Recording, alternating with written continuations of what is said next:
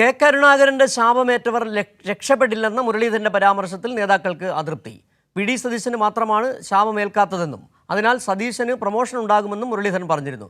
Muraleedharan ലക്ഷ്യമിട്ടത് K C വേണുഗോപാലിനെയും Ramesh ചെന്നിത്തലയും എന്നാണ് സൂചന. എന്നാൽ പ്രസ്താവന വിവാദമാക്കേണ്ട കാര്യമില്ലെന്ന് മുരളീധരൻ തിരുവനന്തപുരത്ത് പ്രതികരിച്ചു. തൃശൂരിൽ എം.എ. ജോണിന്റെ അനുസ്മരണത്തിലാണ് കെ സി വേണുഗോപാലിനെയും രമേശ് ചെന്നിത്തലയെയും ലക്ഷ്യമിട്ട് മുരളീധരന്റെ വിവാദ പ്രസ്താവന. കെ കരുണാകരന്റെ ശാപമേറ്റവർ രക്ഷപ്പെടില്ലെന്നാണ് മുരളീധരൻ പറഞ്ഞത്. മാത്രമല്ല, തങ്ങളെ നിയമസഭയിൽ പിൻനിരയിലാക്കിയവർ ഇപ്പോൾ പിൻബെഞ്ചിലാണെന്നും മുരളി പറഞ്ഞു. അദ്ദേഹത്തിന് ഗുണമുള്ളത് ഏതായാലും ലീഡർഷിപ്പ് കെ കരുണാകരന്റെ ശാപം ഏറ്റുവാങ്ങാത്ത ഒരാളാണത്.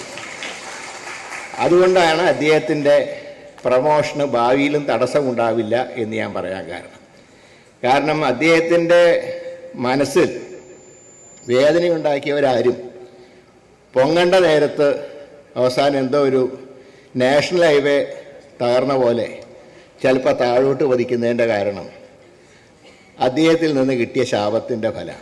മുരളീധരന്റെ വാക്കുകളെ വി ഡി സതീശൻ അതേ വേദിയിൽ ന്യായീകരിച്ചു.